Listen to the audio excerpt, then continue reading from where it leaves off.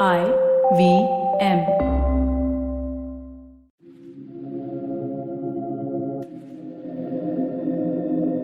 This is Audiogyan, and I am your host, Kedar Nimkar. Welcome to a deep dive into the minds of luminaries from the Indian creative world.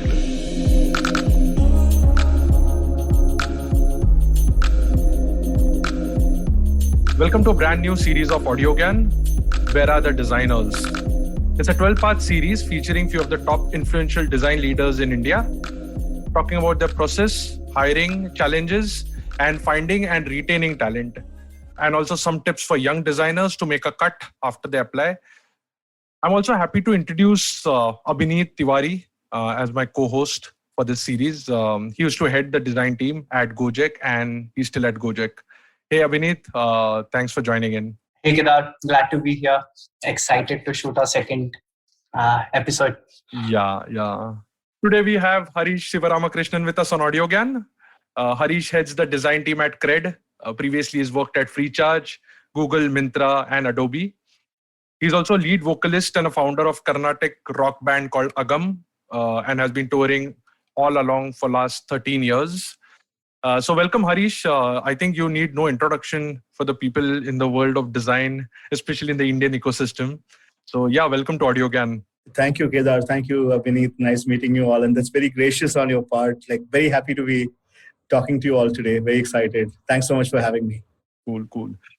So this episode, we have slightly made a twist because it's a series. I can be much more experimental with it, and we've thought of having like a rapid fire round with you first, and we'll mind you, we are noting down the answers that you give, and we'll pick it up in the longer format question. Okay, sure. Cool. So let's start. There are about 10 questions, so you have to pick one: music or design. Music. Bala Murali Krishnan or MS Subbalakshmi. Bala Murali Krishnan. Team offsite or tours, your gigs and tours? Tough one. Team offsites. Oh, that's quite okay. So while hiring, what do you look for? Aptitude or attitude? Good attitude. Okay. Favorite instrument? Harmonium. And favorite singer, Indian? Hariharan. Okay. And I believe you have a Harley Davidson, so I just thought I'll ask this: Harley Davidson or Trump? I have a Harley Davidson, so Harley Davidson. Okay. Okay. This one is going to be a tough one. What does design mean to you in one word? Expression. Okay. And what does art mean to you in one word? Expression. Oh, nice. That's going to be interesting. Skeuomorphism or neomorphism? Neither. Hey, that's not correct. Are you considering your entire career or just at CRED? Look, for me, surfaces come and go. I think for me, the surfaces and things that you interact with are transient.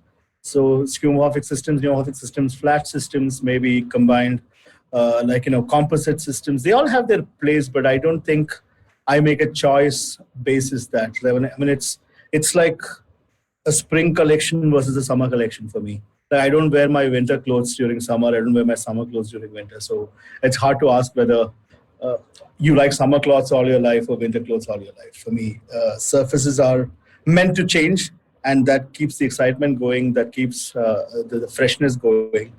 So for me, it's a bit like fashion. So I think about it like that. Yeah, very interesting take. Cool. Abhinit, you want to go ahead? Yeah. So that was it. So that was the rapid fire round.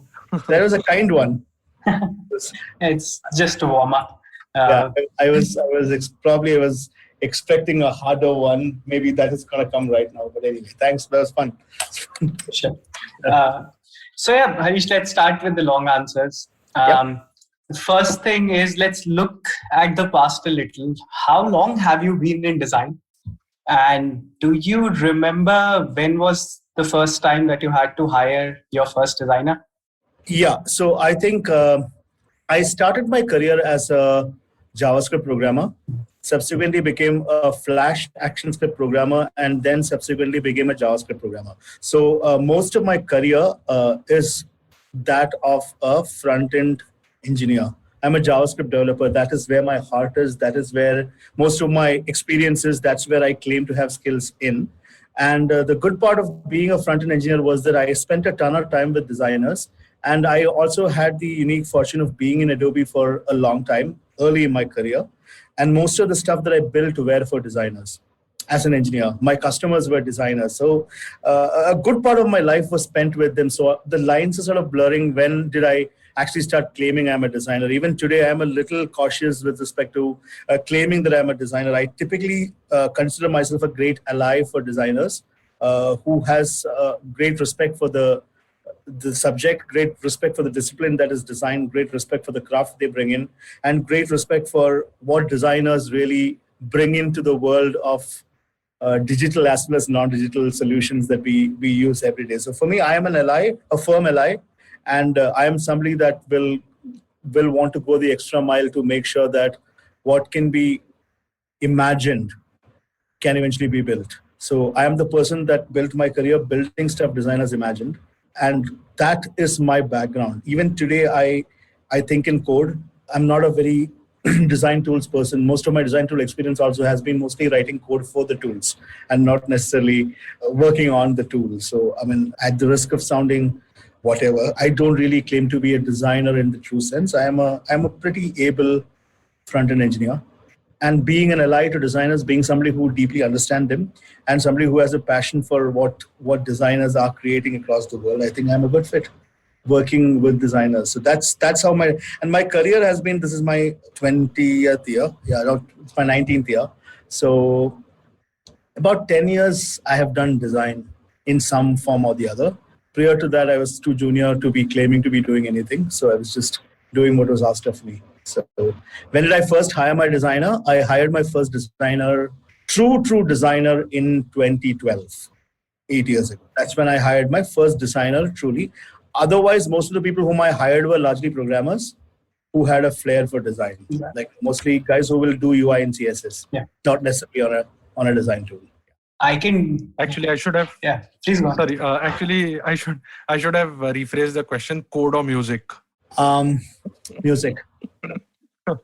So go ahead, Abhinit, you were saying something. Yeah, I relate so hard to that, Harish. Like I started as an engineer as well, and yeah, I'm still hesitant to call myself a designer as well. So relate with you all along the way. Yep. But I want to double click on that everlasting imposter syndrome, right? Like when you say that you're still not comfortable calling yourself a designer, has it become more comfortable over the years, or does it never go away? No, I have gotten better. I think you learn all the way. I think you meet people, design itself is such a wide canvas, and you meet designers from different abilities, different state of minds, and different worldviews, different perspectives. And there are several spectrums of designers that I've been fortunate to meet, interact with, and sometimes work closely with, sometimes manage, sometimes be managed. So through the years, I think it has genuinely helped me learn and understand the field much better. And like probably what was asked in the rapid fire, it's a question of having the right attitude in my head. I have the right attitude to learn about design and acquire, rather than claiming to be somebody who was born with the right aptitude and right skill and craft to be a designer from the word go. I'm not that person. Sure. I think most of my skills that I claim to have today have been acquired by just keeping my eyes and ears open, having the right degree of curiosity, and having a strong belief that design is important. I think the most important trait I have acquired through the years is a firm belief that design is very important. Like, and I have very unpopular opinions about how design is important within designers themselves. But through the years, that's one thing which I've learned. It's a very important part of living. I think you need to have good design no matter what you're doing. So sure. Interesting. That helps me hang in there and learn and, get better at it, hopefully. Yeah. I don't think it's a perpetual imposter syndrome. I do aspire to a day when I'm actually pretty good at design, but is today that day? I don't think so. Mm-hmm. Sure.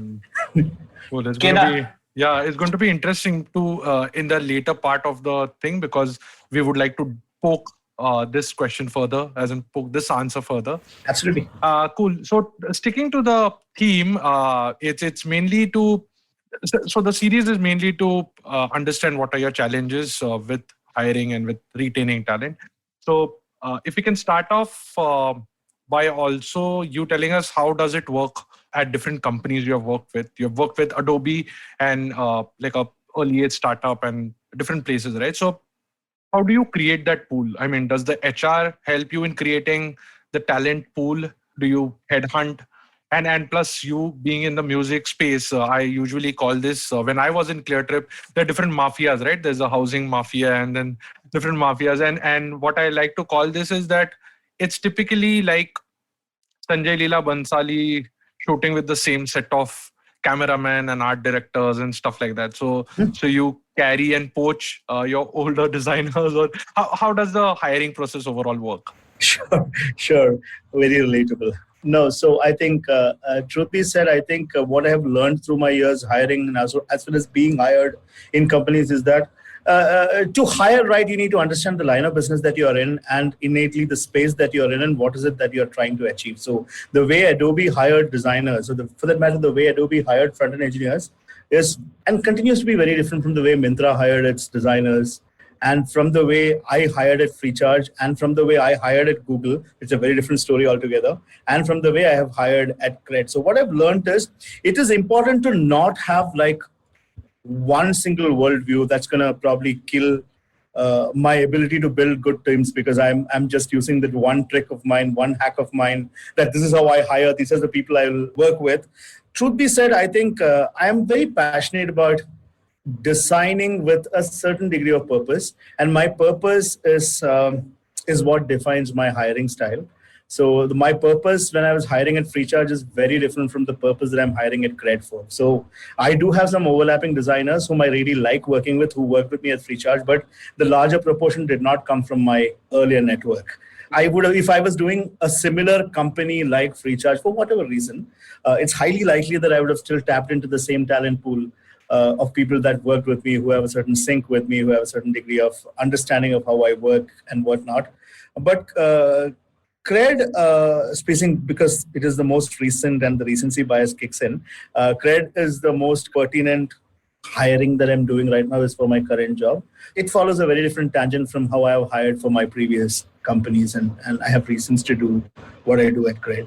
So short answer is everybody has helped me. Like, for a company like Google, I think the recruiters source really good profiles because Google has a certain way of hiring people, and there are certain parameters that are very non-negotiable at Google.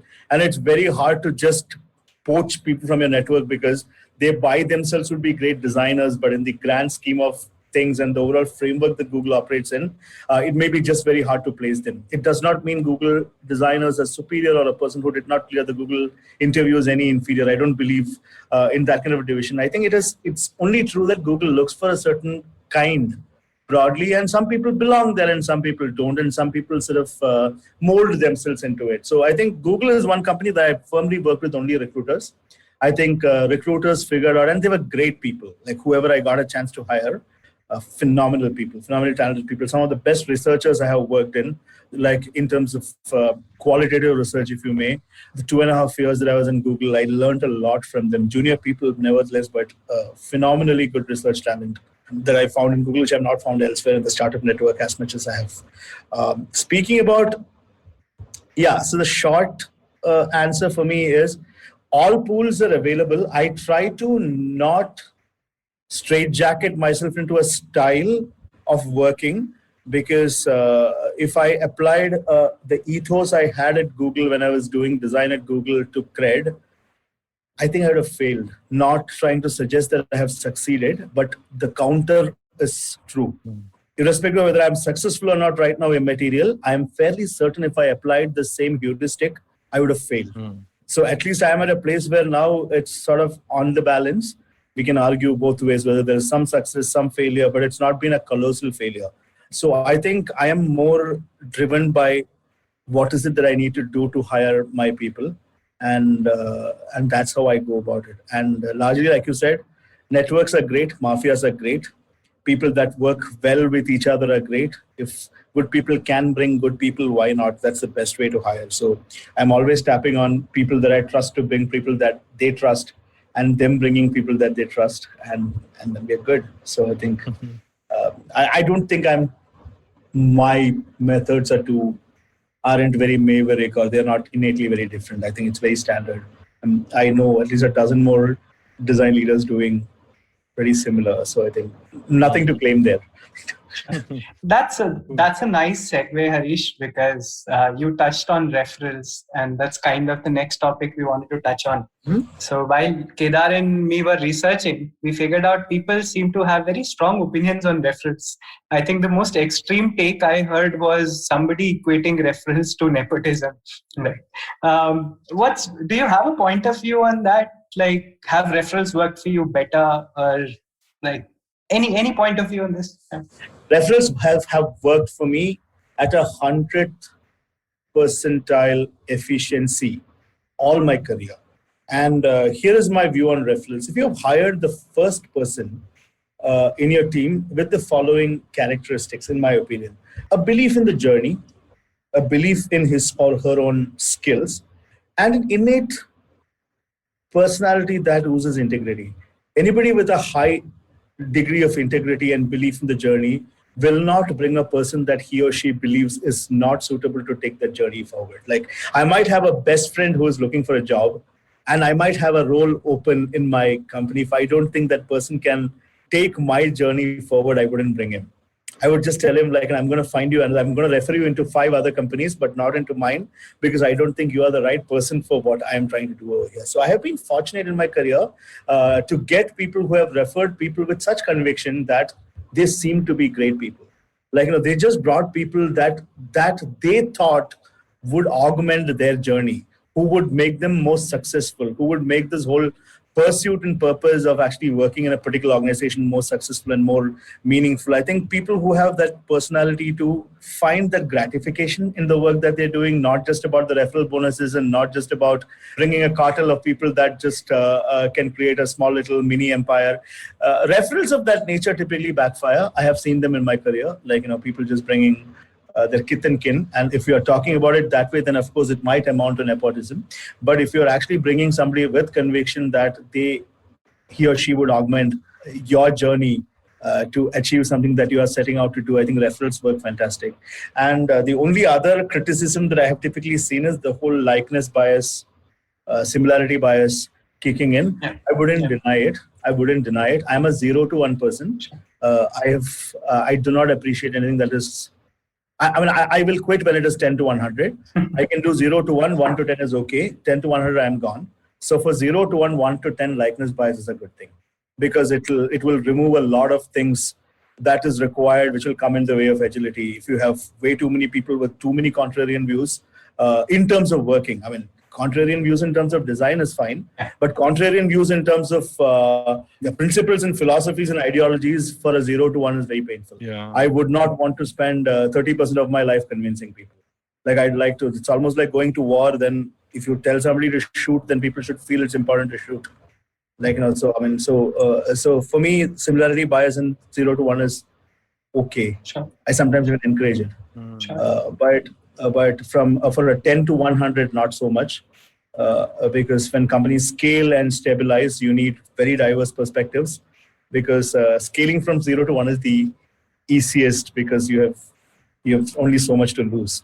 When you are at 10 to 100, the risk of actually doing stupid stuff just because you thought so is significantly higher. The good part for me, Abhinit, is that I'm typically gone when it is 10 to 100. So never really face that. Yeah, interesting. That's an incredible amount of clarity, Harish. I really appreciate it. Yeah. And it makes a hell of a lot of sense, right? When you don't know which way the roadmap's gonna go, at least the ideology and philosophy being in sync would have something to keep people together. Yeah. Yeah. And it's very, very interesting perspective there.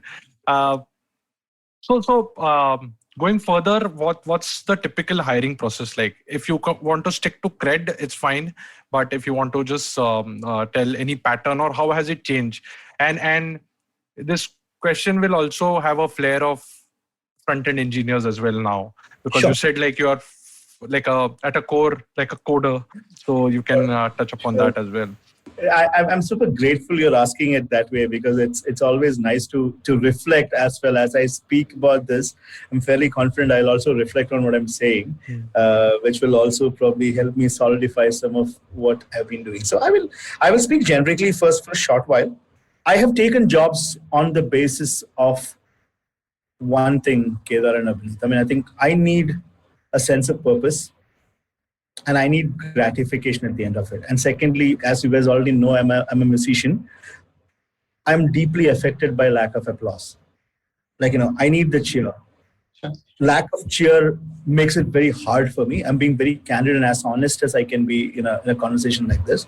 So any job that does not have innately scope for cheer is not for me. So in my career, I'll never work for enterprise. Sure. Yeah, artists need some vanity. I can't work for enterprise because workflows don't excite me. Domains don't excite me. I like small problems. So almost all jobs I take are small problems. The moment they become big problems, I typically ask my bosses to find a guy who likes big problems. See, I can't fix for the whole of Bangalore. I like fixing my street. I'll fix my street. I'll plant trees. I'll put the best quality asphalt. I'll put the best water fountain. I'll have the best lighting, but it's only my street. I'm that person. And that's how I enjoy my design. That's how I enjoy my problems. So anything that touches 500 million people is a very discomforting problem for me. I wouldn't be there. So most of the problems that I've taken, most of companies that I work in and have been moderately successful are companies which are not very high-touch, high-scale companies, with the exception of Google. But in Google also, I didn't have a high-scale job. The product I was building was a 1.0, and most of what I got to do were still very experimental in nature. So having that said, I hire for that need. Like, so for instance, I have, truth be said, this will become, it's a controversial. I have said this wherever I've said this. I have typically either gotten dragged onto the street and beaten to pulp, but I'll say it again. I am yet to join a place where qualitative insights have trumped quantitative insights. Not one job I have done has given me enough qualitative insights that I base my life on them. It is not a problem with qualitative research. The problems are very simple. They're very well defined. When I was building Freecharge, you punch in your phone number, choose your operator, enter your amount, and choose a payment option. I won't hire researchers. I'm not going to run surveys. I don't need to. It's a solved problem. And if for a problem of that nature, you claim to be a designer and can't apply your instincts, I will question that designer's existence. So my typical point is, unless I'm building something so greenfieldy, so hard that I have no idea about it. For example, if I'm creating a self-driving bike, hypothetically, I will hire only researchers. Sure. As in, I have no idea how that shit works. But if somebody is asking me to build a credit card payment platform, I honestly do not require UX researchers. I require market researchers. I require product market fit people. I require a feature set spec definition around qualitatively. So my hiring is simply following a trail of what is the problem that I'm solving. So my last 3 jobs have been simple problems, if you may. The complexity is in the execution of it. And I worked at Myntra, and I'm still very fond of the person I worked with. Untitled Tiwari was the design head, somebody whom I deeply look up to, somebody who I'm very indebted to in my design learning, and somebody who has from time and again helped me. It is wrong if I don't name him in conversations like this. So at Myntra, at Freecharge, my problems have been simple. I think the solutions that needed to be done were where all the challenges lied. So I typically hire looking at how can you create design as a moat for a problem that everybody will find it very easy to solve. Like, Freecharge, Paytm was already solving it. MobiKwik was solving it. Recharge It Now was solving it. I kind of dozen guys were solving it. Amazon was solving it. I think Flipkart solved it at some point in time. Snapdeal was solving it. Everybody wanted to get recharge commerce. I just have to look around to know what everybody is doing. So I don't typically deploy research in jobs like that. So no, I think, yeah. Sorry to cut you, but it's not that controversial, because I somehow relate to it, and I put it in other way, because even when I was in Book My Show, we had a team of user researchers who eventually moved on because I was not really. So there are 2 problems to it. One was they used to do a massive amount of research, but how do you translate that research into the actual product roadmap? That's one challenge. Yep. And second is, buying a ticket is not Exactly. like nothing like crazy out there, right? The way I put it is like, if you're designing a cockpit, sure, I'll have a designer. Absolutely, So, man. Very well said. Yeah, no, and my problem is, if you don't know how a user would buy a ticket without researching, you should quit. That's what I told myself. If I don't know how a person recharges without actually speaking to 20 people that recharge, I think I'm overpaid. No, but it's also there's also a counter point to it, which is, you said you have always worked in 0 to 1 or 0 to 10 kind of a model. Typically, researchers come in when the product is stable, there's a product market fit, and then you want to go into the nuances, right? So maybe the researcher kind of a person kicks in for this 100 to 1,000 kind of a range. Possibly. Maybe Abhinit, you have dealt with those kind of situations. You have any insights? I agree with, I don't think it's controversial because Harish has qualified it really well, right? He's not making a blanket statement that UX researchers are useless, right? I would never say that, because I have learned so much from researchers at Google, where the problem required a ton of understanding of what users were doing. So pulling it back, I typically have a problem with designers. It's a problem. It's just probably something that has solidified in me for the longest time, because I was not a designer. Most of the times I was the guy who was implementing design that is given to me. I don't like to work with people who don't have an end mile perspective. So to that sense, I don't work with wireframers ever. See, for me, the first qualification is good visual design ability. I am uncomfortable putting my budget on somebody who can wireframe. I find people who have great flair to problem solve, great flair to whiteboard, great flair to create lo-fi wireframes to tell a story. I immediately take that guy and refer him to a product manager. My problem is, it doesn't come out of designer budget.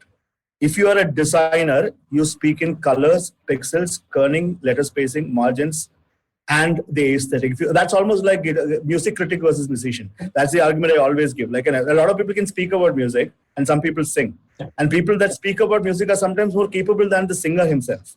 You will see a lot of them. Some people who actually theorize music, but I can't put him on stage. You know what I mean? Yep. He's the place. So I want people whom I can put on stage. So I'm comfortable if you don't understand Hicks law. I'm comfortable if you can't quote 20 other signs, but if you can look at a screen by saying wo 15 pixel off hai, I tend to hire that guy, because I generally believe that somehow in the current realm of the world, craft is pretty underrated. Even design schools actually think craft is sort of an afterthought, and craft is not required. So I'm craft first. I typically think any graphic designer can be taught UX design. And somebody who just claims to be this wireframe guy can never really create good visual design. So my problem is, for me, visual designers are a superior breed of designers. I am not one. A lot of people confuse me for saying that because I'm a visual designer, can't save my life to drop a shadow and sketch. I can do that in CSS. But I do think visual designers are more crafty and more capable to become better UXers than UXers eventually putting that effort to go and become visual designers. So for me, my hiring has perpetually remained, when I have hiring, is you need to have shit on Dribble. Even if it is a copy of Cuberto, even if it is a copy of UNO, if it's a copy of Paper Pillar, I don't care. You have put that effort to copy somebody's mock and make it look exactly like that, you are more likely to be hired by me than somebody who puts mug shots of post-it notes on the screen and a whole bunch of flowchart. I have probably 3 minutes to look at your profile. And by third important step in design, I'm not very interested in your process. Actually, it is very boring to know your process. I'm interested in your outcome. You want to do card sorting, do it. You want to do FGD, you do it. You want to probably go and sit in third wave coffee roasters and draw on a whiteboard, do it. Bring me back principle. When you give it to me, I want to click it. If it clicks, it makes sense, I'll take it. If it doesn't click, you go back, you apply your process again. So in my interviews, I don't give any preference to somebody's design process. And the second one that I'm very confused is, I meet a lot of electrician plumber personas, which makes it very hard for me to hire. And those people I try to keep out. What I mean by electrician plumber persona is not to demean electricians and plumbers. They're very important. I can't fix a tap. I can't fix a tube light. So they're very important. And if my flush is leaking, I can't fix my flush. And it's crazy. And they're a very important part of the fulcrum. But my problem is I am not doing an electrician problem. I don't have a plumbing problem. So people who actually come and say innately design is about solving problems, that's hitting it very, very low. I don't want designers who come and say I'm excited by problems. People who are excited by problems are either like people who actually see a problem and fix a problem and move on. I want artisans. I want people to say there's a shitty looking building. I'll break it and build it into a brutalist architecture monolith. I want people who say that. Like, that is when you have purpose being called a designer. Otherwise, you're largely like a technician. You know what I mean? I am that technician. Like, I am the front-end engineer. I have lived all my life as a technician because I don't know what somebody gives me a blueprint and I have to code that up. So this hardening has happened to me. There's no right and wrong in it. It's just that I'm 41 years old right now and I have been given the privilege to hire.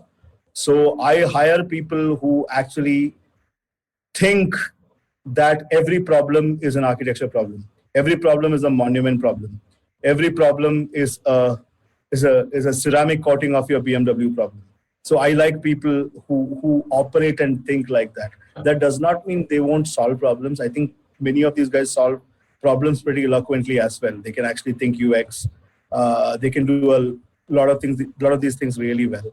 So that is something that I focus on. And I ask one question in all my interviews. I don't ask it directly.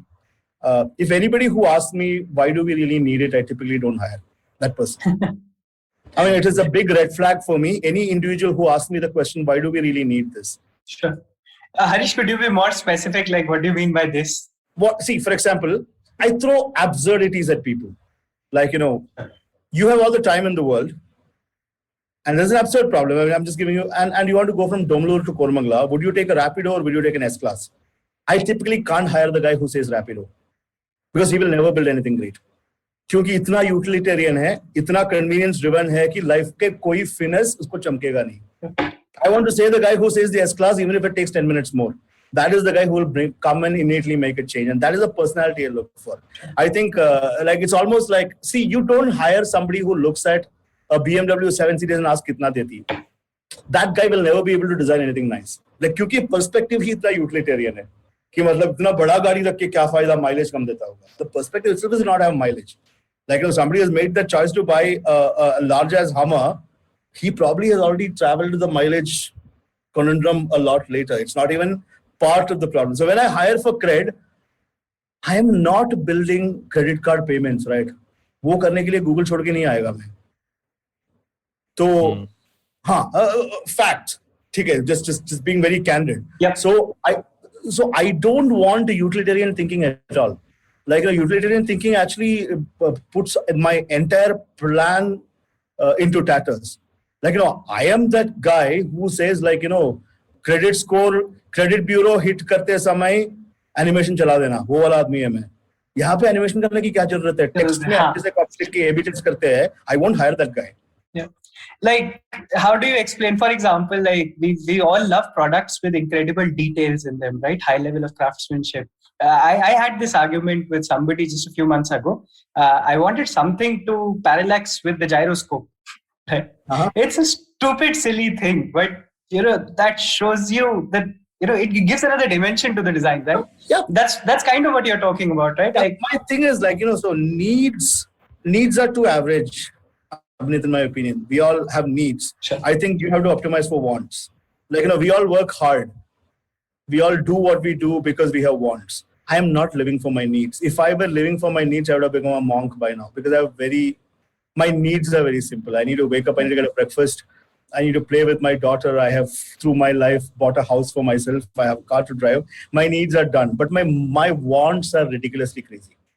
What drives me is my wants. And I like people who have wants. I like people who are innately satisfied. People are hard to work with in design. So, like, satisfaction is the enemy. Like, इतना काफी नहीं है, कुछ और चाहिए वाले लोगों को लाना है डिजाइन में. Like, satisfied जनता ना लोगों को satisfy करने में लग जाएगी.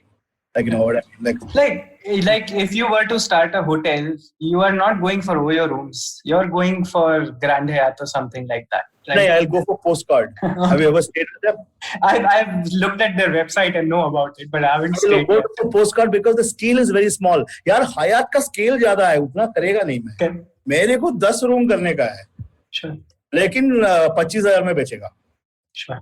Makes sense. Makes complete sense. And see, Harish, like there are lots of things which I could fight with you on or argue with you, but as long as you qualify it, it makes complete sense. That's funny. What's funny, it's just a perspective. And honestly, I do not think it is broadly applicable. It is not a broad brushstroke. You know what I mean? I am just molding my career because I have a certain privilege today to do what I like. Like, probably a kid who is 2 years into the industry won't speak like me because that privilege is acquired through years due to some of the chance accidents and luck and the experience that you gained. I am sitting at a place where I can say whatever that I want, right? Like, life is not the same for everyone. You have to work in diverse sort of environments and diverse perspective and thinking to be able to get to a place of clarity. I think I'm just sitting at a position of privilege to say this shit. That's my opinion. No, and I would like to add to that is that it's actually what you're saying is also quite Indian in nature. I mean, straight lines and minimal design and cleanliness and all is sort of after the Bauhaus movement. It's just been there in the Europe, that style, right? But we at I'm not comparing it with like Jaipur architecture or kind of a thing, but it's still ornamentation. It's just taking the base to a different level altogether. Now, be it digitally, be it with animation or stuff like that, it's the principle remains the same, right? Is that a correct understanding? Look, I agree. What you're saying is true. It is very, very true. But I look at very interesting parallels. And I'm a South Indian. I grew up all my life in South India. The first ever time I took a train and went to the north of the country is for engineering. I left when I was 18, and for the first ever time, I landed in a land which was very different from what I had seen. I spoke only Malayalam. I had zero English skills, did not speak a word of Hindi, couldn't speak. I speak more languages right now. What I learned through my years traveling across the country is that Indians like opulence. The problem is lack of taste. The classy ones with money actually go really classy. There are two kinds. Like the people, there are things that money can buy. When the classy guys make money, they go super classy. Then the ones who just chance accident may Amir ban gaya, you know what I mean? Like, I just won a super lotto. It's very hard to build. It's taste is something which you acquire, you hang out with people, you learn, you unlearn, you look at other systems. And so you see a lot of gaudy and you see a lot of classy. But the point is, you can pick and choose sides. Like, when I was speaking to my colleagues in the US, many of them would come, like there was a researcher that came, it was funny. He showed up with a white kurta and a blue jeans with a colored shawl and said, "Main SP Road pe research karne ja raha hai." He was nobody dresses like that in India. Like that's only in Coldplay videos and probably in confused Hollywood movies which want to miscast India as a country which is Diwali and Holi every day. Like, you'll actually see pretty clumsy shops over there with no real arrangement. And what happened is that researcher came back and said, Indians like this. It was funny. I sat through the research presentation and they took SP Road, Chickpet as an example and said, yahan pe logo ko clutter pasand hai.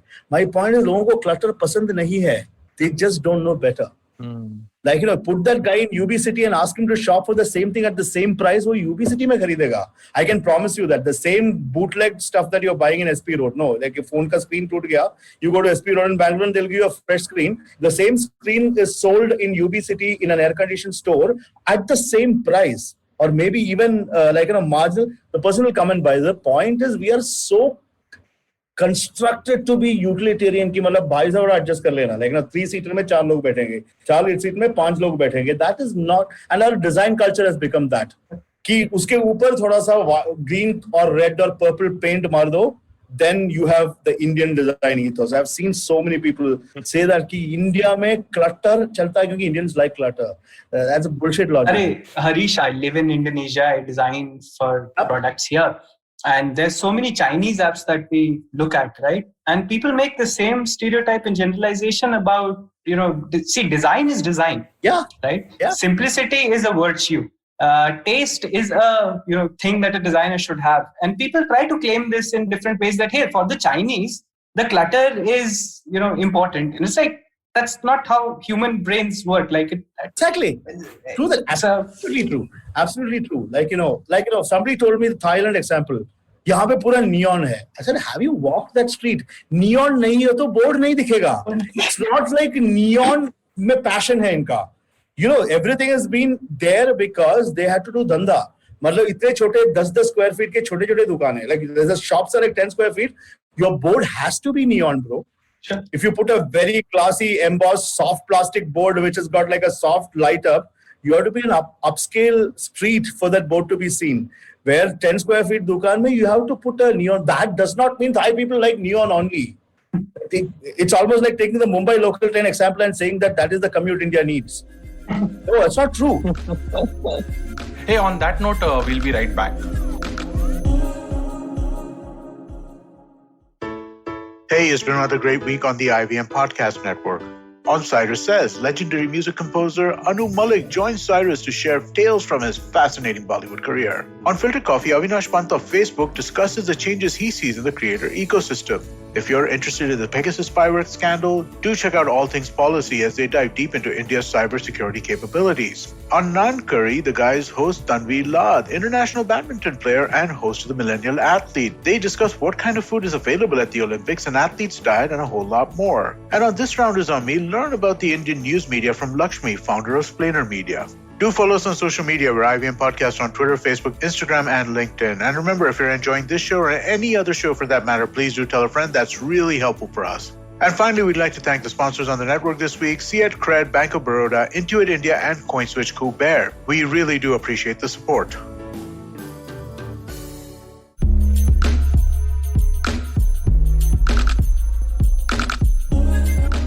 All right.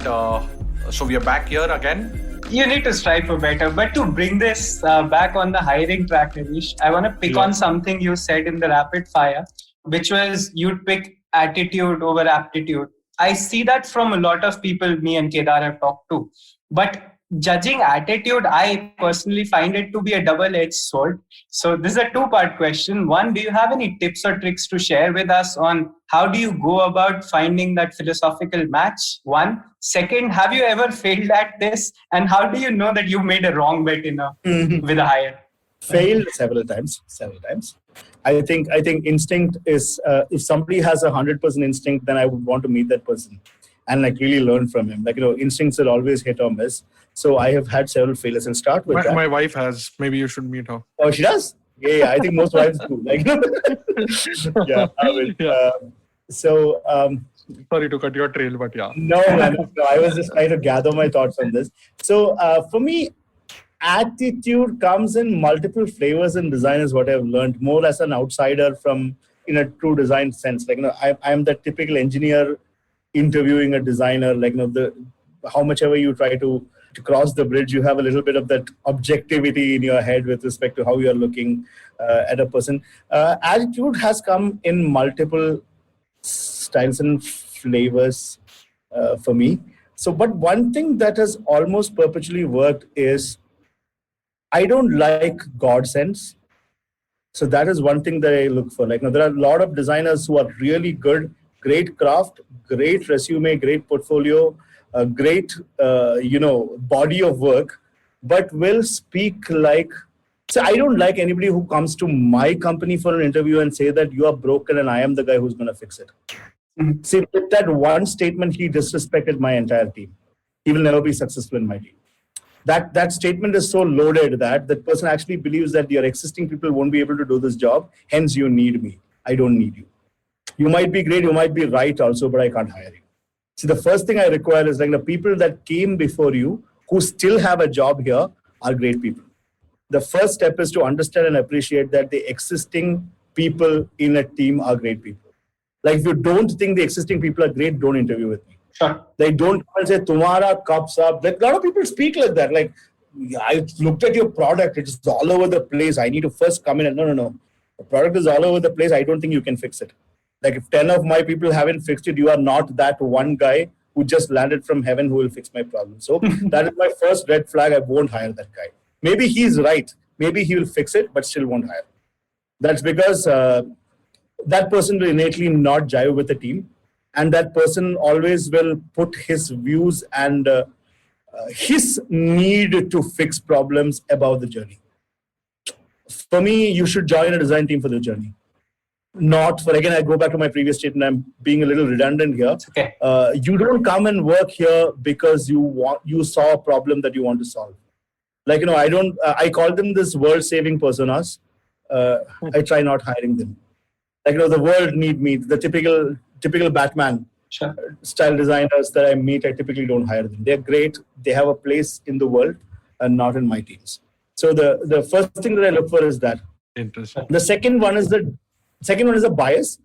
I like designers who have deep respect for engineering. Sure. And I like engineers who have deep respect for designers. Yeah, makes sense. I really want designers who actually think that I am just rectangles and squares and circles if a guy is not going to code it up. I think it's a very, very important trait for a designer to have to know that. You don't have to worship the engineer, but just understand that here is a guy who will make your vision to reality. Without that person, your vision may not become a reality unless you learn to code yourself, unless you are that crazy design code geek who can build everything that you can think in code. How many are there? Very few are there. For the rest, you have to work with the front-end engineer. And that respect is very, very critical for me. So that attitude is something that I look for. How much do you respect your peer group? The other group also, product managers, gade hai. I don't hire them either. It's almost what is it that they really contribute on? You can say that as a running joke once in 12 months. But on a daily basis, if you have a personality which says, ye to main hi kar leta, then that's something which I typically try to not look for. The fourth and fifth are, I try to look for some interest in art. I'm not saying you need to be an artist or something, but the point is, artists are sloppy people, but their craft will have finesse. Most of the musicians I know don't take a bath, and they are young. But what they produce will be very crafty, right? They will still go and fix for the last note they have played wrongly, and they will redo it. And that whole purpose, you would have just had one chai the whole day and probably would have brushed his teeth, but he will fix that note. And I think that is very critical in design, because eventually, if you don't have a last mile attitude, you will never build great products. So I have an issue with 70% karke measure karte hai. It has a place. I think it is a very viable way of building products. It is a very successful way of building products, not for me. Sure. I don't want to put 70% and then the customer will tell me whether he likes it. That's almost like me composing a song and recording it on a phone mic and sending it to you कि गाना पसंद आया. नहीं. मैं गाना सुनाएगा तो पूरा record mix master करके ही सुनाएगा. You understand what I'm trying to say? Whether it will become hit is immaterial to me. I don't like to evaluate on the go, which also sort of will tie back to my question. What is music to me? Music is art. What is design to me? Design is art. For me, if you don't have the perspective of art, you'll not create anything beautiful. Yeah. If you don't create anything beautiful, it is a lost ability. It's a lost chance. If every day you have a chance to create something beautiful, you don't capitalize on it, that day is lost. So I look for that. Innately, somebody who has passion for beautiful things has a passion for the beautiful, uncertain subjectivity of beauty, right? You don't know why something is beautiful. I have to stop you. Kedar has a wonderful anecdote from his conversation with Bibi Doshi. I think, Kedar, this conversation would be better if you shared it now. Yeah. In fact, that reminds me of one more thing, actually, which is the great... not that I'm comparing this conversation to that, but in one of the Marathi literature, you must have heard of Bal Gandharva. Yes, right? Yes. And Bal Gandharva was one of the the greatest Natya Sangeet wala artist, and he used to wear real ornaments, right? And on the stage, he didn't have the money, he didn't have big budgets, but he used to do whatever it takes to wear the real sari, the real ornaments. And people used to ask him why you're doing this, and he said that it's not for the audience, it's for me first, and then when I wear those, I feel nice, and then I can reflect and I can express the way which I want it, and that connects with the audience. So it was very, very profound of him doing that. It is true. It is so true. And there's also an analogous statement Steve Jobs made, right? Yeah. Often Steve Jobs gets quoted for what is convenient, but this is convenient to me, so I quote this. So Steve Jobs has this line, which says if you are a great carpenter who's building a great cupboard, you won't put a cheap piece of plywood at the back of it because nobody's seeing it. Yeah. You will still put a great piece of wood over there because you know it is there. Correct. Yeah. And it's a great thing to emulate, because most of the times people actually ship absolutely deplorable shit and say design is not how it looks but how it works. Brother, you have it all wrong. Like तुम्हारा पूरा concept he all over the place है. He didn't say that. Like, after saying design is not how it looks, how it works, he actually spent a ton of time researching the aluminum casing. He did all that and said it. Like he actually thrown thermocol paper over there and said, like, चलेगा देखता है उसके बाद में paint करता है. Like look at the quality of form that they produce, right? Then you put function before it, it's fine. But their baseline is high. Like you can't. Yeah. Which is why he said it, right? And honestly, form and function is for another full podcast, right? Like now, who wants anything without any function? I have not met anybody who has actually bought anything without a function. Like sometimes you even buy the most esoteric objects. The function is that it is esoteric. It still has a function. I have never acquired anything that I can call useless. Sure. It may be useless from a utilitarian view.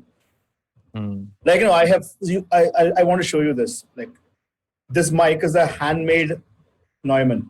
Sure. It doesn't work as good as this one. I still have it. Yeah. And it's not connected. Like sometimes you buy stuff, you do stuff because you want them.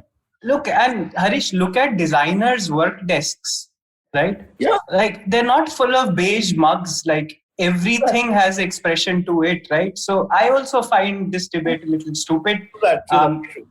But sorry for interjecting, but we need to bring this train back to hiring thing. And I apologize. I tend to speak longer. I'm sure you will find sense out of it and trim it. Yeah. It's going to be up as it is. So be ready for it. And it's great. I mean, it's great to hear your perspective. And I mean, the two of you, I have followed both your work in Kedar. We have spoken also. Yeah. It's just a pleasure to speak, man. I think these are conversations that I crave for. Correct. And most of my conversations don't follow this trail, and it sometimes is not. Correct. I answer standard questions, if you know what I mean. Yeah. Man, like that's why I think podcast is a great medium, and that's why I think Twitter conversations are absolute shit, right? Yeah, because you can't express. I think this is fantastic. I don't want to sound patronizing, but I am personally enjoying this a lot, and I'm happy that I've given the space to say what I wanted to say always without truly. But I mean, and coming to the one more point which Abhinit spoke about, which is actually the last point, but we'll circle back to a couple of hygiene questions later. But just to continue the train, so I'd interviewed Balkrishna Doshi, one of the legendary architects. It was the 100th episode, and when I went to his office, it was really beautiful, Sanat in Ahmedabad. And I asked him, why have all the cities started looking the same? You see the same steel flyovers, you see like KFCs and the way glass buildings and everything the same, right? Yep. Is this an RCC problem or what is the problem? To that, he gave a very poetic and a very romantic answer, which has stuck with me. So in case if I publish a book on Audiogyan, that's going to be the first page. Sure. So he said that because architects are no longer poets. Sure. Yeah. And I wanted to understand from you, because obviously we are following you in some places and pretty much at times you get trolled or you don't get the right thought out because there's been so much chaos on the social media and people are saying art is not design is not art. And you see those typical debates everywhere, right? So if you compare that part and then your philosophy, you have anything more to say in terms of why do you see art and design to be the same thing? Yeah, so for me, I think art that way is very personal, right? What is personal to you is not what is personal to me versus while design is a more profound expression, primarily because there is an easier way to empirically verify if that it actually touched people. Because art is a little more, how do I say it? Art is a little more ambiguous. Yeah. My art may or may not have touched you, but if I design touched or did not touch you is very easy to measure. The beauty of design is its measurability. Beauty of design is that it is empirically possible to establish whether a piece of design that you put out in a physical or a digital medium, whether it touched a person or not. How does it touch somebody? Sometimes it is just his innate ability to get to solve a problem or get past something that he wanted to do. Sometimes it is just NPS. Yeah. You just felt good. See, for example, I watch these things all the time, reels all the time. Yeah. It solved no problem for me. If it not just solved any problem, just solved it for Instagram because they now know what I like. Honestly speaking, it did not solve. But I have fairly high NPS on that product because I feel nice using it. Now, how do you quantitatively say whether, and then you can only put mathematical metrics, how many tiles per second, how many unique videos per minute. You have engineering ways to quantify it. For me, art and design converge at a point where your purpose is to touch somebody. You can't be chowkidar. You can't be ticket collector. You can't be train driver. See, those guys are doing a job. They will take you from point 1 to point 2.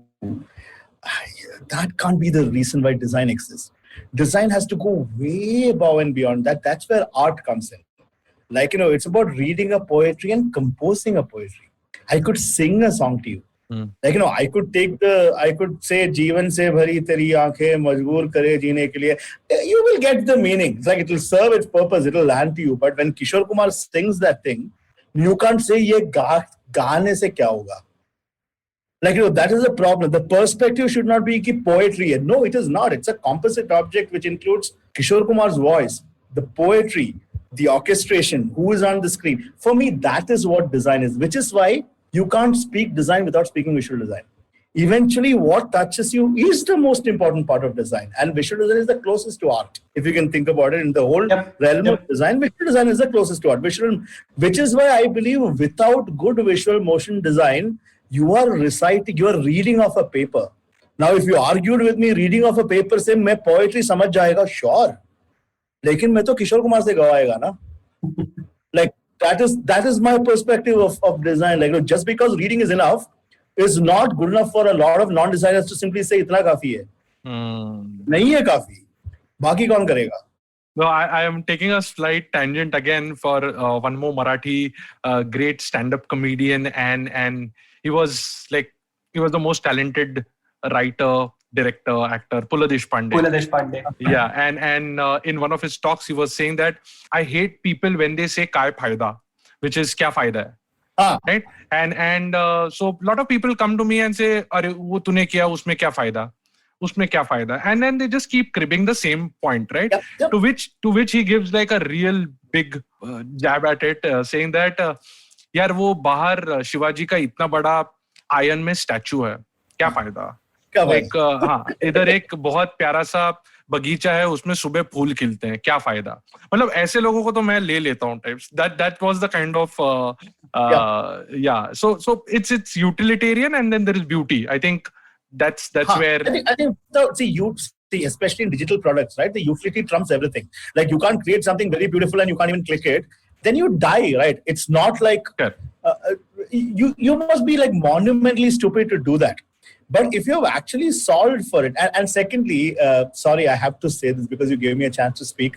I think designers today, I hate saying this, and it is, again, I'll be disliked for saying this. Two things that they tell me which like really vexes me. I get really angry. The user doesn't care. Ye kisne bataya tere ko? Like, I keep hearing this. You know what? The user doesn't care about all these things. Who told you? तुमने खुद जाके user से पूछा, do you care about this? User ने नहीं बताया. Just because you're not able to do it, you hide behind that your own innate inability कि मतलब उसको नहीं चाहिए. तेरे से नहीं हो रहा है, उसको नहीं चाहिए नहीं. You are not able to do it is not an excuse to say इसको नहीं चाहिए. Like, the point is, like, you're able to do it, you will do it. If you're not able to do it, that's a much more honest position to take. I am unable to do it, hence I did this much. It's almost like saying, like, I want to really paint right now a beautiful painting. लेकिन मेरे से हो नहीं रहा है, इसलिए दुकान से लिया. Like, that's not by saying paint करने की क्या जरूरत है, दुकान से ले सकते हैं. You can't say that. Like, the point is, somebody who can paint will paint. Somebody who can't paint will buy. So the first point is, like, why the user doesn't need is a standard problem I see in design fraternity generally. All this stuff users don't need. Who told you this? I mean, Harish, sorry to interrupt, but there would be certain known problems, right? Like, people don't like to read long formats. Now, this is a known problem. So do you challenge that as well? No, I don't. I actually don't challenge anything that the user does not want to do. To be very honest, I love it when somebody came and told me what the user wants. And I will build everything that the user wants. and I might do 10 things more. Don't come and tell me कि ये 10 करने की क्या जरूरत है. User doesn't care about all this. So this is a standard thing. No, why do you want to animate the button? User says, I will still animate the button. Button है उधर, जिसको animation नहीं चमकता है, देखने मत देना उसको, क्या problem है? नहीं देखो, मत देखो. There might be 1 or 2 guys who still want to see it. So don't give me this purpose argument to me कि just get your 5 things right. ये तुमको किसने बताया कि यही 5 things है? Like, I almost always ask this question, like, just because something did not work with you, don't unify that problem and democratize it like the whole world feels it. Like, maybe because of, for example, I can't play first-person shooter games. I can't play them. Talent nahi hai. I can't go and complain to the designer of PUBG and ki simple bana do.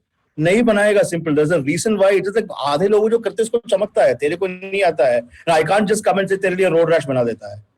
Like, for example, the simplicity argument is also that. See, for example, if you don't innately believe humans are intelligent, if you don't believe that your user is smart, see, I dislike design premises which begin by saying user is innately dumb. नहीं है. User dumb नहीं है. User खतरनाक smart है. तुमसे ज़्यादा smart है. Give him smart systems to play with, and he will innately get the serotonin, dopamine dose of actually figuring out something. He will stick much more. Like, he will actually see, whenever humans are, especially men, man, I have to say this, we like to fidget. I have just realized that most of the times unboxing videos are typically posted by people who have a general aptitude to fidget. Design should let people fidget. That is when you'll be remembered. मतलब तुम इतना invisible बना दोगे, तुम घर के light का switch बन जाओगे. Do you know which is your switch for tubelight at home? भूल गए होंगे अभी तक. Because muscle memory is working. हाथ ऐसे जाके रात को ऑन कर दे. You don't design like that, man. You will not last. Because the next day when a smart system comes, you will forget that switch. I have this analogy that I typically give. Like, piece of land मिलेगा, build Taj Mahal so that flyover जब बनना होता है, they will not break it. उसके around बनाएंगे. तुम DLF का apartment खड़ा कर दिया, बुलडोजर सीधा जाएगा क्योंकि यूटिलिटी बिल्डिंग है.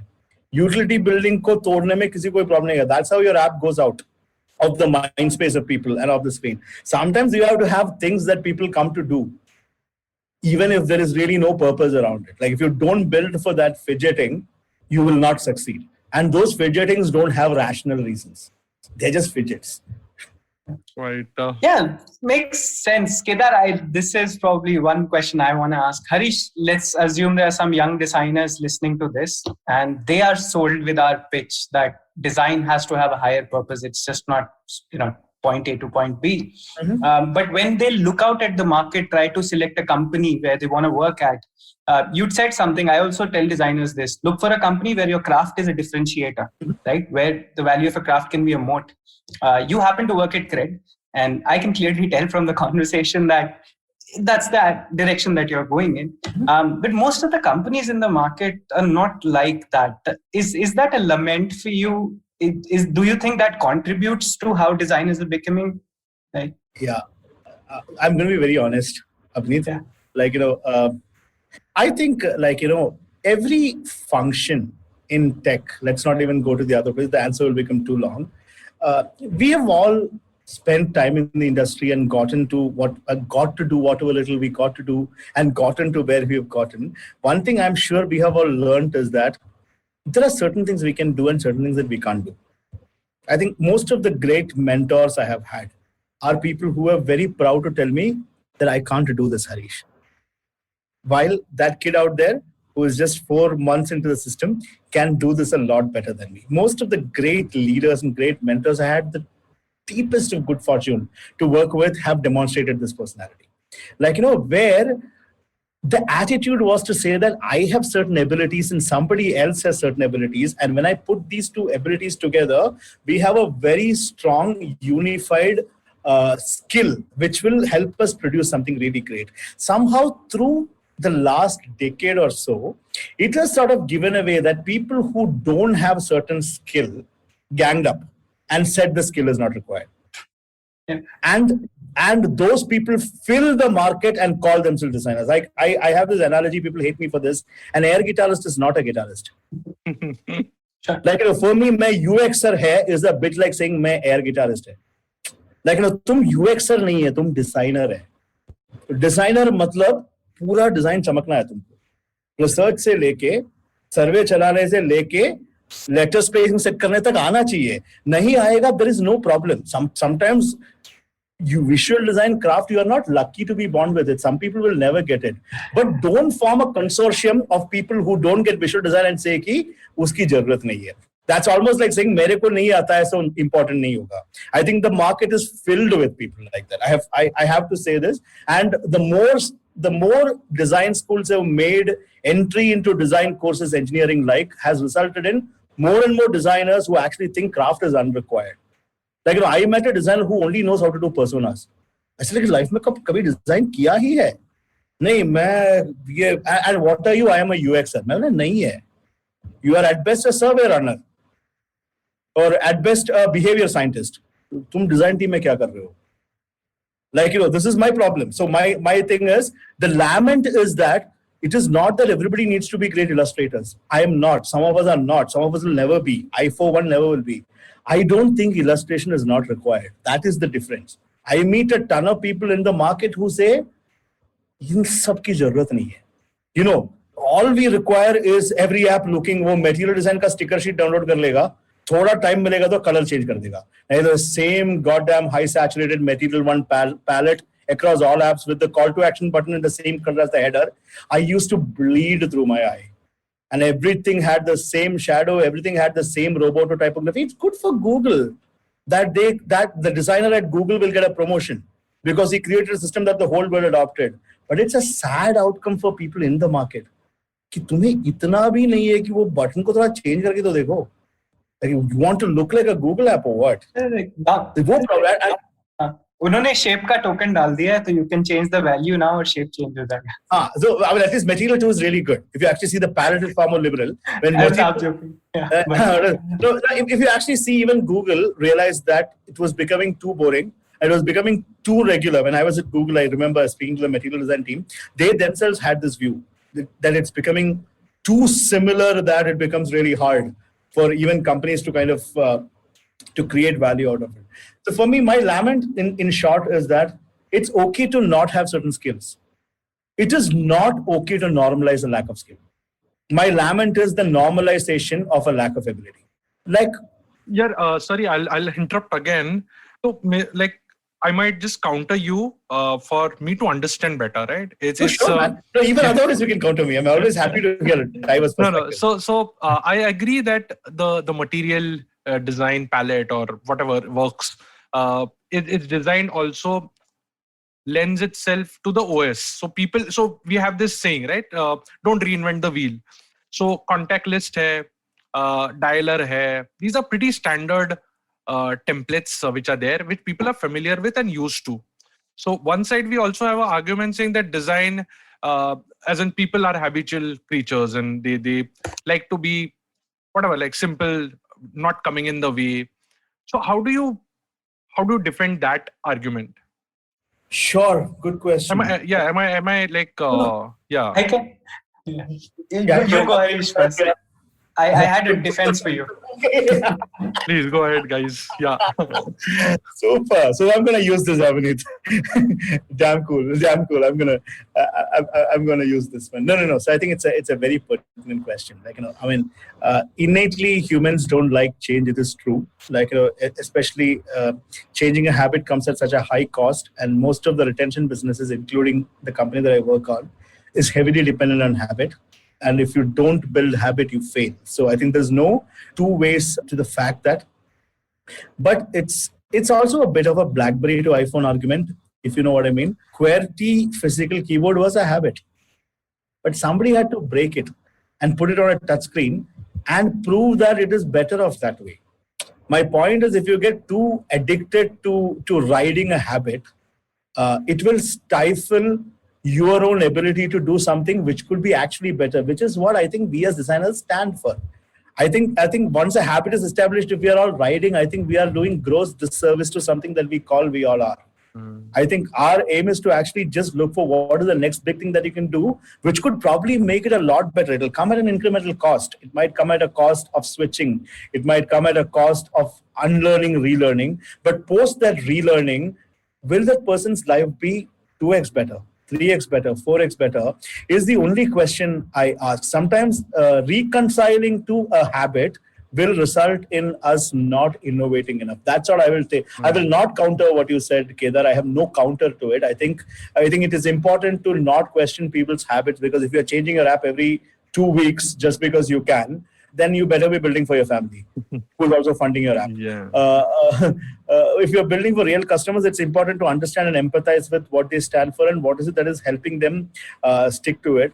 But not keeping in mind that what you have may not be the best you could do is all I would request. I mean, as in, is material design the best possible way to build an app? Gaming guys have proved it is not. Not a single game was built on material design. There are horses for courses. Like, you just need to understand whether what your motors and what you're really trying to present to your customer, and how much do you believe in your solution and your journey. As long as, if you don't have the conviction, then I think it's good to ride the habit. If I were in a new problem where I have no knowledge about it, I will be very confessional. I will ride the habit. I don't think I'll go and break it. I don't think riding the habit is the problem. Not wanting to go beyond riding the habit is, which I think nicely ties to what Abhinit typed on the... Abhinit, you wanted to different further? Because I have actually found a synthesis of this conversation, but yeah, go ahead. I'd much rather Harish said it. It's okay. You're the guest.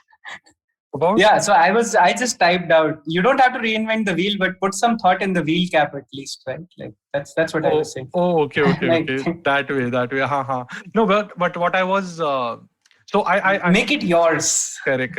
No, I think the underlying thread in this is more of a rebel, which is probably seen in music, seen in design, and a lot of people have this rebel, right? So I long time ago, I read this beautiful quote which said, when you don't know Zen, rivers are rivers, mountains are mountains. When you are learning Zen, rivers are not rivers, mountains are not mountains. And when you have learned Zen, rivers are rivers, mountains are mountains. So I think every artist or every designer or every person who's trying to challenge the status quo is in that center bracket where, yes, there are rivers and rivers, but why should I care? Like, it's there, right? I'll try and invent, I'll try and innovate, I'll try and create something new. Have that basis, and then again probably land up in, I don't know whether should we land up or it's a long journey.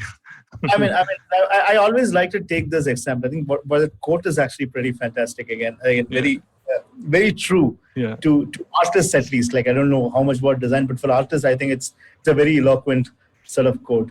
Like, I always wondered how. By the way, I just wanted to check with you. How do you switch your profile on Gmail if you have 3 email addresses? Swipe on that avatar. Swipe on the avatar. Every 10 guys I speak to, only 2 know about it. Yeah, I've heard from double tap or something like that. Yeah, people tap and choose.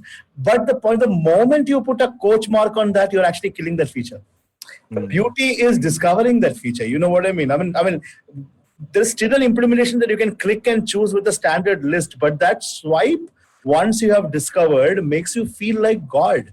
Like the day I found it, I tweeted about it. I got like some 200 people like it, and people came and said as if like I am. And then of course people came and said, no, I found it 3 weeks ago. All that is beautiful. That FOMO is fantastic, right? Like, you are not the first guy. I found it earlier. Just because you have more followers, you get all kinds of responses. But the point is that form of curiosity that humans hold, right? Like, if design is not considering curiosity, then it's a pretty dull design, in my opinion, Kedar. Like, if it doesn't push the person to innately feel curious.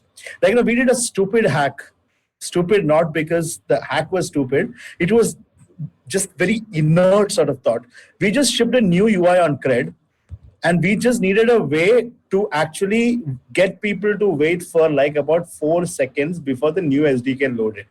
So one of the guys in my team said, why not give a drag UI where the person has to drag and I'll run an animation for 4 seconds, and then it switches to the new UI. And on top of that, Kunal actually came and said, make the person burn 5,000 coins and say you need 5,000 CRED coins to actually get the new UI.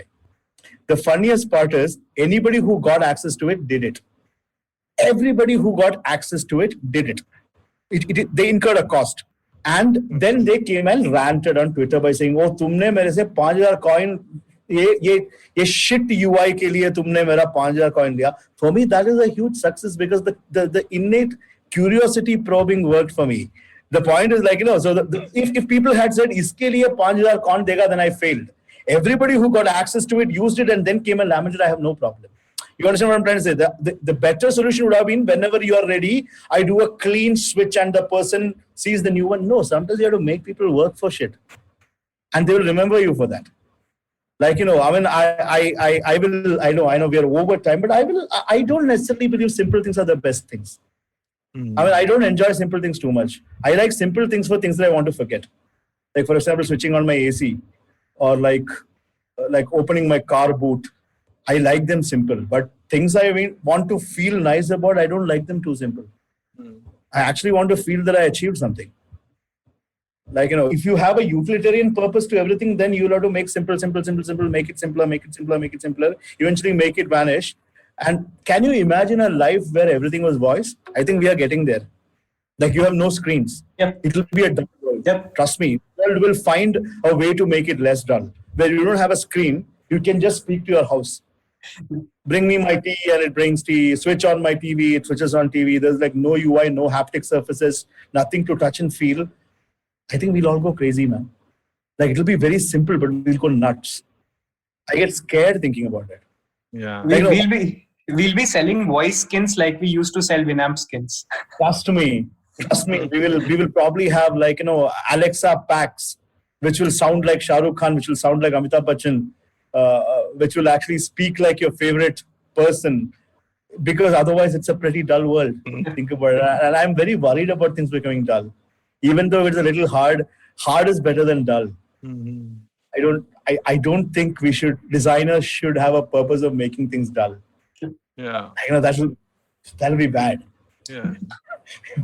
Quite refreshing to like hear so many different perspectives. I think I'm also quite sold on the philosophy. The way you have put it, it will take some time for to sink in, because it's conditioning, right? It's how who your mentors are, who you have brought up with. Perspective. And then perspective. Yeah, it's a perspective. I would put it that way. Yeah. Your perspectives, they needn't be right. Correct. It is just a vantage. Like, it's like from the angle I am standing and looking at the mountain, what I see is different from the vantage that somebody else is looking at it. As long as both of them are beautiful, we are good. Yeah. It should not be like from the vantage that I'm seeing everything is beautiful, from the other vantage you're looking everything is broken. Then we have a problem. Yeah. I think different vantages are good to have, as long as all vantages give you a good view of the valley. Perfect. Otherwise, it's not called a vantage anyway. Cool. I think we are good. I mean, there were a bunch of questions, but I think the way this conversation has flown, it's quite enriching in a way. So I would keep the hygiene questions probably for some other session we do later. It's better this way, Kedar. Yes, definitely. Sure. Cool. Harish, thank you. Thanks a lot for giving your time. It was wonderful talking to you. And the best part was to generally understand, because me and Abhinit were generally discussing and saying, यार अलग-अलग designers होते हैं, अलग-अलग perspectives होता है, and Audiogyan I think would be like a good place to just document those rather than Thank you for letting me talk. How often do you get to speak your mind like this without really being subjected to heavy judgmental conditioning? I'm so grateful to you all. Thank you for letting me speak. And Kedar, this is officially prologue, or are you gonna end it? Because I have some controversial things to say after this. No, so we'll say thanks and thank you for listening till the end. And currently I'm heading the design team at Jupiter.money, which is a neobank, and we are hiring at all levels. So if you can also follow Audiogyan on Instagram, or for other Gyan sessions, you can go to audiogyan.com. And you guys want to have any plug? Is CRED hiring? We're always hiring. So if you guys like what we have built, and if you guys believe that there is something that you can do to make payments, credit cards, lifestyle, e-commerce, lending, utility payments, you have a passion to make any of these beautiful, any of these more enriching for people that use them, hit me up. I'm Harish at CRED.club. Always looking to speak to talented designers and always hiring. So looking forward. Awesome. Abhinit, for Gojek? We're also always hiring. You can go to career.gojek.com. We have all the listings there. If you face any issues, feel free to DM me on Twitter and I'll sort it out for you. Cool. It's Abhinitial. Yes. Okay. Cool. Thank you, guys. Thanks. And that's it from today's Gyan session. For show notes and more Gyan, visit audiogyan.com. If you like this podcast, please don't forget to check our other interesting podcast on IVM Network. You can listen to us on IVM Podcast app, ivmpodcast.com, or any of your favorite podcasting apps. To stay tuned, follow us on Twitter and Instagram at IVM Podcast. And if you wish to connect with me, I am at Audiogyan Moments on Instagram. Until then, take care.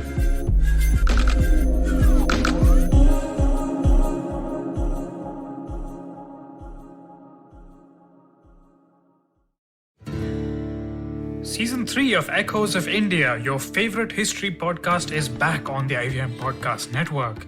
I'm your host, Anirudh Kanasetti. Join me on a journey through the wonders of early India as we explore the centuries between Buddha and Ashoka with critical research, empathy, and great storytelling.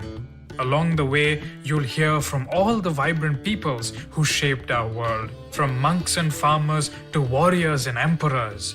New episodes are out every Monday.